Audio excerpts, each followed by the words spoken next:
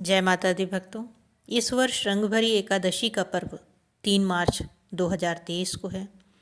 आइए यहाँ जानते हैं रंगभरी एकादशी का महत्व, पूजा विधि और कथा के बारे में। रंगभरी एकादशी के दिन दैनिक कार्यों से निवृत्त होकर स्नान आदि करके पूजा स्थल पर भगवान शिव और माता गौरी की मूर्ति स्थापित करें।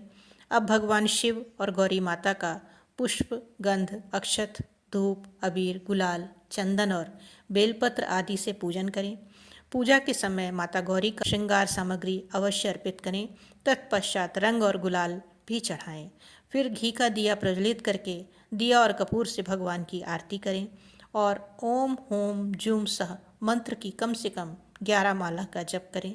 यह श्रद्धा अनुसार जितने भी आप कर सकें उतना मंत्र जाप अवश्य करें।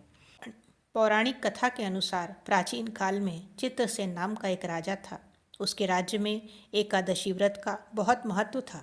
राजा समेत सभी प्रजा एकादशी का व्रत बहुत ही श्रद्धा और भावपूर्वक किया करते थे। राजा चित्रसेन को अमल की एकादशी के प्रति बहुत गहरी आस्था थी। एक बार राजा शिकार करते हुए जंगल में बहुत दूर निकल गए।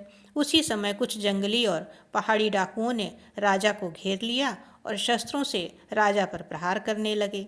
परंतु जब भी कोई डाकू राजा पर शस्त्र प्रहार करता, वह शस्त्र ईश्वर की कृपा से पुष्प में परिवर्तित हो जाता।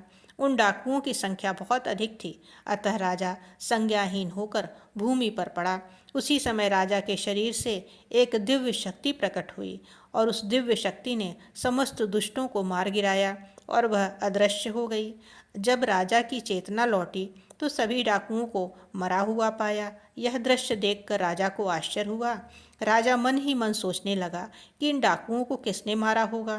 तभी आकाशवाणी हुई कि हे राजन, यह सब दुष्ट तुम्हारे आमल की एकादशी का व्रत करने के प्रभाव से मारे गए हैं। तुम्हारी देह से उत्पन्न आमल की एकादशी की वैष्णवी शक्ति ने इनका संहार किया है।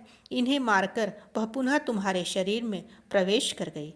यह बातें सुनकर राजा को बहुत प्रसन्नता हुई और एकादशी के व्रत के प्रति राजा की श्रद्धा और अधिक बढ़ गई।